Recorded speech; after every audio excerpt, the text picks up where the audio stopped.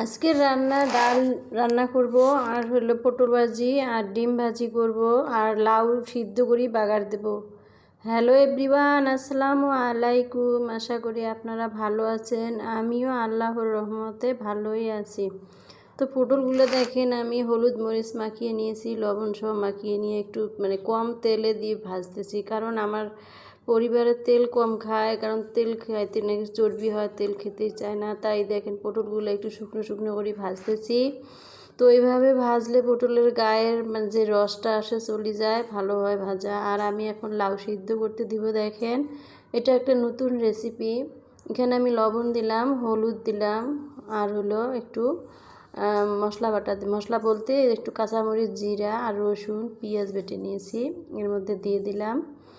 এখন লাউগুলো আমি দিব এর মধ্যে। একটু লাউ কয়েকটা আলু কেটে দিয়েছি, লাউ দিয়েছি, এর মধ্যে ভালো করে সিদ্ধ করে নিব।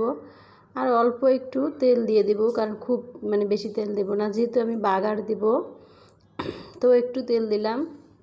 এখন ভালো করে নেড়ে চেড়ে গায়ে গায়ে রঙটা ধরবে আর সিদ্ধ হবে ভালো মতো। এভাবে আমি লাউটা সিদ্ধ করলাম। এখন দেখেন, ঘাটনি দিয়ে ঘেটে নিলাম, কারণ একটু খুব ছোটো ছোটো করে কেটেছি, কিন্তু আমি একটু আবার গলিয়ে নিতেছি। লাউ একটু ছায়া ছায়া থাকে, একটু পুরোটা মনে হয় বাত্তি লাউয়ের মতো লাগে।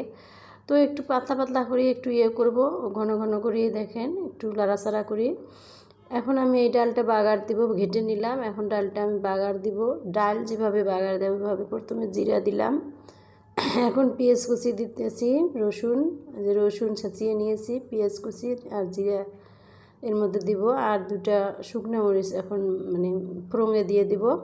তো এইভাবেই আমি এখন লাউটা বাগার দিব।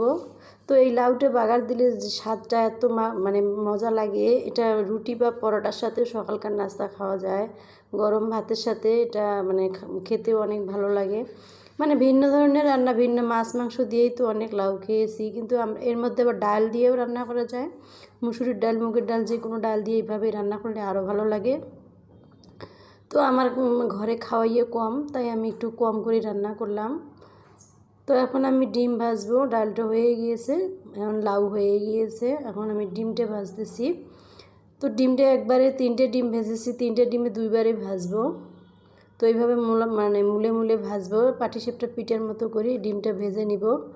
এভাবে ভাজলে হয় কি, ডিমটা ভারী হয়, খেতেও ভালো লাগে, দেখতেও সুন্দর হয়। ভালো করে মুচড়ে মুচড়ে ভাজিয়ে নিতেছি।